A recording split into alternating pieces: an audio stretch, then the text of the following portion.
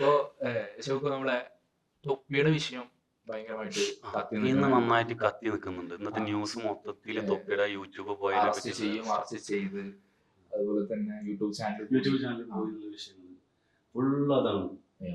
ഇതിപ്പോ അതിന്റെ റീസൺ എന്ന് പറയുന്നത് ഇപ്പൊ ഒരു സോഷ്യൽ മീഡിയ ഇൻഫ്ലുവൻസർ ആണ് എന്ന രീതിയിൽ ഇൻഫ്ലുവൻസർ ആണ് എന്ന് പറയാൻ ഞാൻ അതിനോട് യോജിക്കണില്ല. ഇൻഫ്ലുവൻസർ അല്ല, ഇൻഫ്ലുവൻസ് ചെയ്യുന്നുണ്ട്, നല്ല രീതിയിലല്ല എന്ന് മാത്രമേ ഉള്ളൂ. അതില് വെച്ചാല് ചാരിറ്റി ബേസിലും കുറച്ച് പോയിട്ടുണ്ടല്ലോ. ചാരിറ്റി അല്ല, ആള് അങ്ങനെ ചാരിറ്റി ആണോ അത്? അങ്ങനെയല്ല. അത് എനിക്ക് തോന്നിയ സംഭവം എന്താ വെച്ച് കഴിഞ്ഞാല് എവിടൊക്കെയോ ആൾക്കൊരു നെഗറ്റീവ് ഒരു സംഭവം വരുന്ന സമയത്ത് അതിൽ നിന്ന് കുറച്ച് ആളുകളെ കണ്ടെത്തുക, കുറച്ച് ബുദ്ധിമുട്ടുള്ള ആളുകളൊക്കെ കണ്ടെത്തിയിട്ട് അവർക്ക് കൊടുക്കുക. ചാരിറ്റി ആണോ എന്ന് ചോദിച്ചാൽ ആയിരിക്കും, അല്ലാതെ നമുക്ക് പറയാൻ പറ്റില്ല. അത് മറ്റേ ആള് ഒരു വിദേശ ഒരാളുടെ കടമെടുത്തിട്ടാണ് നമ്മുടെ ഐശ്വസ്പീഡ.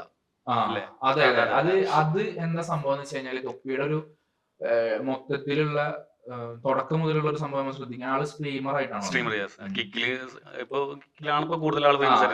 ആയിട്ടാണ് വന്നത്. ആ വന്ന സമയം മുതൽ നെഗറ്റീവ് ആയിട്ട് ഒരു പബ്ലിസിറ്റി കൂടെയാണ് ഒരുപാട് കേസും വിഷയങ്ങളൊക്കെ.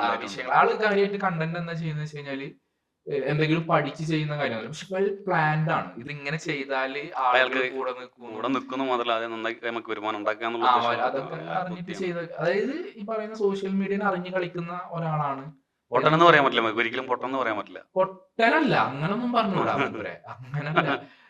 ഇത് ഇയാള് വന്ന സമയം തൊട്ടിട്ടേ നമ്മൾ ആദ്യം മുതൽ ശ്രദ്ധിക്കുകയാണെന്നുണ്ടെങ്കിൽ നോക്കിക്കഴിഞ്ഞാൽ മനസ്സിലാവുന്ന ഒരു കാര്യം, സ്ട്രീമർ